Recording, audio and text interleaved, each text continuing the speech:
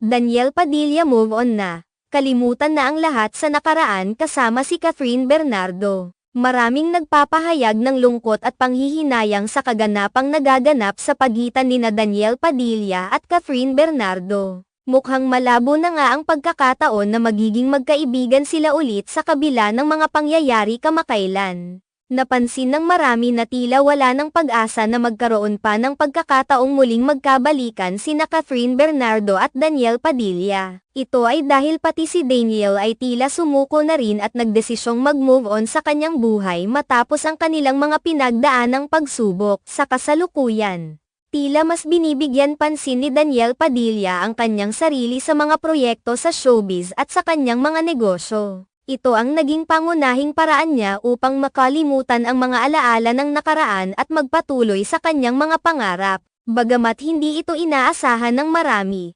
unti-unti nang natatanggap ng publiko ang posibilidad na wala ng pag-asang muling magkasama ang tambalang ito.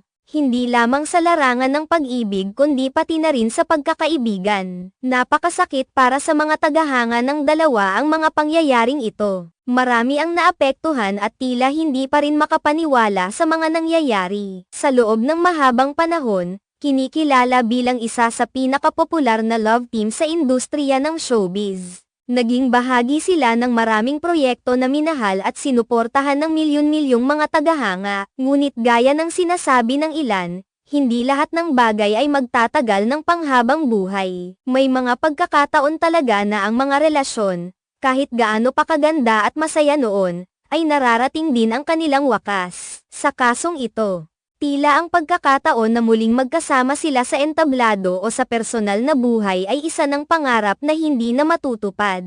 Bagamat hindi nagbibigay ng detalye ang dalawa tungkol sa tunay na dahilan ng kanilang paghihiwalay, marami pa rin ang nagtatanong at nag-iisip kung ano ba talaga ang nangyari. Hindi na mabilang ang mga teorya at haka-haka mula sa mga netizens at mga taga-subaybay ng kanilang career. Sa kabilang banda, kahit pa may mga pagsubok, marami pa rin ang umaasa na magiging maayos ang lahat at magkakaroon ng pagkakataon ang dalawa na muling maging magkaibigan, kung hindi man muling magkasama sa proyekto o sa personal na buhay. Hindi rin maiiwasan na magkaroon ng mga pagnanasa ang publiko na sana ay magkaayos ang lahat sa kanilang pagitan. Subalit sa kasalukuyan, mukhang mas pinipili ng dalawa na magkaroon ng espasyo at mag-focus sa kanilang mga sariling interes at karera. Samantala, patuloy naman ang suporta ng mga tagahanga sa kanilang mga individual na proyekto. Si Catherine Bernardo ay abala sa kanyang mga gawain sa showbiz kasama ang ilang mga proyektong pang-telebisyon at pelikula na patuloy na minamahal ng publiko.